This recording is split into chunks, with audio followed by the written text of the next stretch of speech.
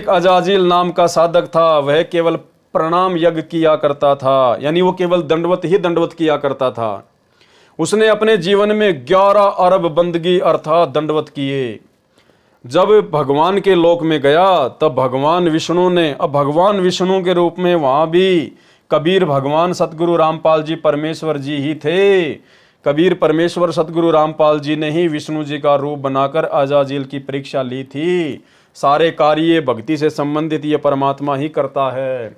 आज हमें ये बातें भली भांति समझ में आ रही है कि ना तो इन देवी देवताओं के कोई वश की बात है, ना ब्रह्मा विष्णु महेश की बस की बात है, और ना इस काल और दुर्गा के वश की बात है। ये सर्व कार्य उनका रूप बनाकर या उनमें सत प्रेरणा करके कबीर परमात्मा सतगुरु रामपाल जी भगवान ही करते आए हैं। अगर ज्योति निरंजन 21 ब्रह्मांड का स्वामी काल यदि सक्षम होता, समर्थ होता, तो जब तपतशिला पर जोगजीत रूप में कबीर परमेश्वर सतगुरु रामपाल जी और काल का एग्रीमेंट हुआ था, तो काल ने कहा था कि परमात्मा जब आप त्रेता युग में जाओ तो परमात्मा मेरा पुत्र विष्णु नारद के श्राप वश धरती पर जाएगा, अपनी पत्नी के वियोग में पूरा जीवन जिएगा, 14 वर्ष का उसको वनवास होगा, उसकी पत्नी को लंका का रावण उठा के ले जाएगा, और अपनी पत्नी को वापस लाने के लिए जब वो लंका जाएगा तो समुद्र पर पुल नहीं बना पाएगा। काल ने कहा, हे परमात्मा आप मेरे पुत्र की मदद करना, आप समुद्र पर वो पुल बनवाना। तो ये काल भी समर्थ नहीं है। भाई और बहनों, हम सब जीव संज्ञा में हैं। ये हमसे अच्छी भक्ति करके इसने सतलोक में तप किया, जिस कारण से इसने परमात्मा से राज्य प्राप्त कर लिया। आज ये ब्रह्मा विष्णु महेश जो बने बैठे हैं, देवी देवता बने बैठे हैं, इन्होंने इस पृथ्वी लोक पर जब कभी इनका मानव शरीर था, इन्होंने थोड़ी बहुत कोई अच्छी साधना कर ली, हो सकता है ये परमात्मा के संपर्क में आ गए, थोड़े बहुत दिन उन्होंने यही भक्ति की जो भक्ति आप और हम कर रहे हैं। उसके बाद इन्होंने भक्ति छोड़ दी, फिर ये काल के हत्थे चढ़ गए। उस भक्ति के प्रतिफल में काल ने इनको ब्रह्मा विष्णु महेश बना दिया, 33 करोड़ देवी देवता बना दिया। आज वर्तमान में इस कलयुग की पिछली पीढ़ी में आप पूर्ण भगत भाई बहन जो भक्ति कर रहे हैं, शास्त्रों के अनुसार पूर्ण गुरु से दीक्षा लेकर, यदि किसी कारण से कोई भगत पार नहीं हो पाया तो वही भगत फिर ब्रह्मा विष्णु महेश बनेगा, 33 करोड़ देवी देवता बनाए जाएंगे। तो सबके सब जीव हैं। जिस प्रकार एक भिखारी भी इंसान है और देश का प्रधानमंत्री भी इंसान है, फर्क केवल उसकी भक्ति में है। भक्ति के कारण आज वो प्रधानमंत्री के पद पर बैठा हुआ है, और भक्ति ना होने के कारण, पुण्य ना होने के कारण वैसा ही इंसान रोड पर खड़ा होकर भीख मांगता है।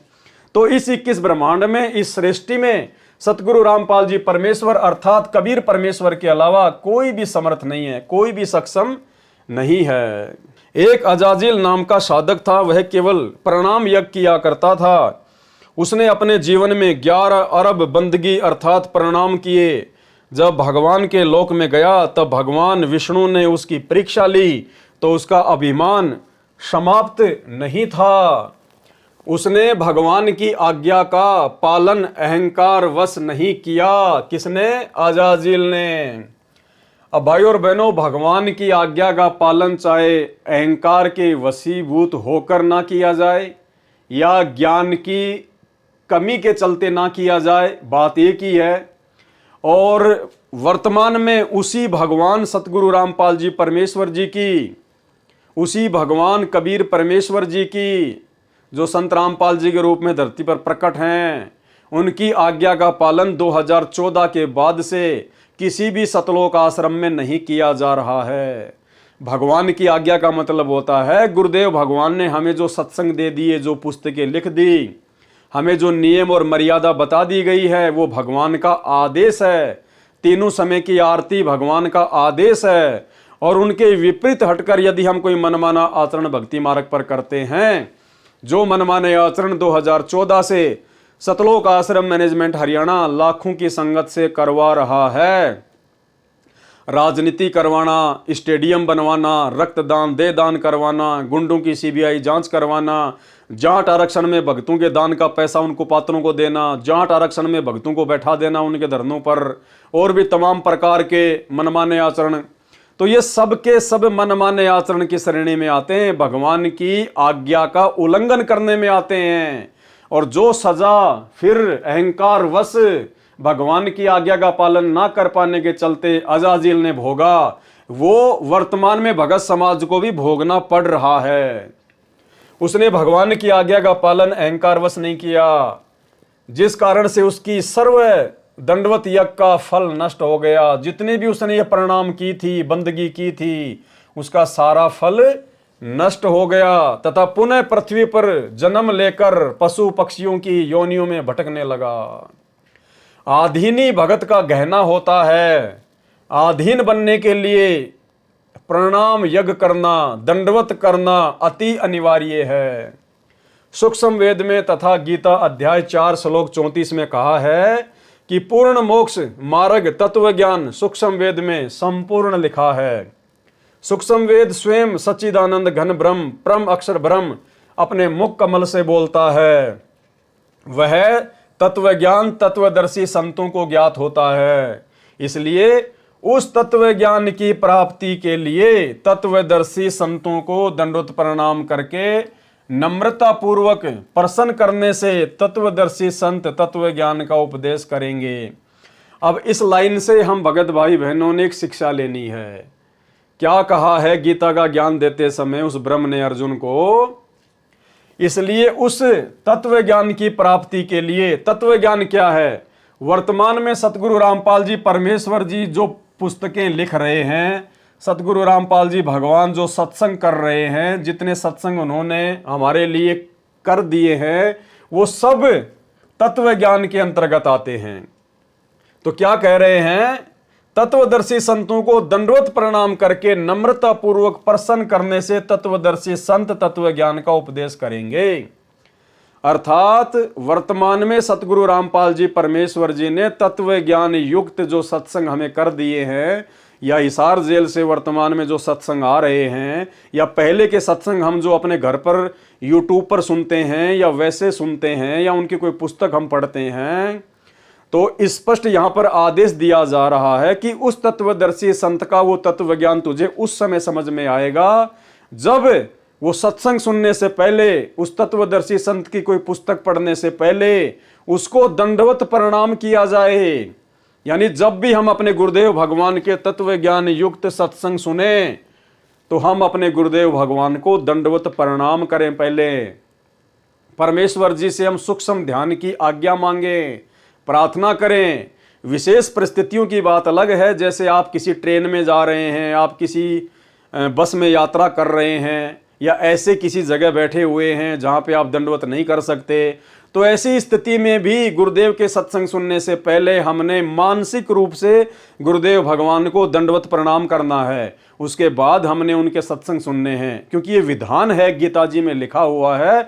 उसके बाद ही परमात्मा हमारे सूक्ष्म ज्ञान योग को खोलता है। गुरुदेव का वो तत्व ज्ञान हमें समझ में आता है। उनके सत्संगों में, उनकी पुस्तकों में जो निष्कर्ष लिखा होता है वो हमें समझ में आता है।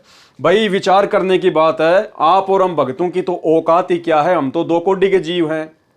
जब सत्संग शुरू करने से पहले सतगुरु रामपाल जी भगवान स्वयं अपने गुरुदेव को, अपने मुंह बोले गुरु को दंडवत प्रणाम करते हैं। आप गुरुदेव के जब वीडियो सत्संग सुनेंगे जो आश्रमों में किए जाते हैं, तो आप देखोगे कि गुरुदेव भगवान सत्संग करने के लिए जब बैठते हैं तो उससे पहले अपने गुरु जी को दंडवत प्रणाम करते हैं। यानी जब हमारा गुरु सत्संग करने के लिए भी पहले दंडवत प्रणाम करता है अपने मुंह बोले गुरु को, तो आप और हम कौन से खेत की मूली हैं जो बिना दंडवत प्रणाम किए, बिना गुरुदेव भगवान से आशीर्वाद प्राप्त किए उनके सत्संगों के गूढ़ रहस्यों को समझ जाएंगे। इसलिए उस तत्व ज्ञान की प्राप्ति के लिए, अर्थात उस तत्वदर्शी संत के तत्व ज्ञान को समझने के लिए, उनके सत्संगों को समझने के लिए तत्वदर्शी संतों को दंडवत प्रणाम करके नम्रता पूर्वक प्रसन्न करने से तत्वदर्शी संत तत्व ज्ञान का उपदेश करेंगे। गीता ज्ञानदाता ने गीता अध्याय 18 श्लोक 65 में कहा है कि अर्जुन, मुझ में मतवाला हो, मेरा भगत बन, मेरा पूजन करने वाला हो, मुझको प्रणाम कर। कौन कह रहा है? ब्रह्म काल। ऐसा करने से तू मुझे ही प्राप्त होगा। इस प्रकरण से स्पष्ट है कि पूर्ण परमात्मा की भक्ति करने के लिए दंडवत प्रणाम करना होता है। पूर्ण परमात्मा की भक्ति करने के लिए, तो पूर्ण परमात्मा कौन? सतगुरु रामपाल जी परमेश्वर जी। यही हमारे गुरु हैं, यही हमारे इष्ट हैं, यही हमारे परमात्मा हैं। तो इनकी प्राप्ति के लिए, इनके सत्संग सुनने से पहले, ज्ञान प्राप्त करने के लिए हमने सर्वप्रथम इनको दंडवत प्रणाम करना है।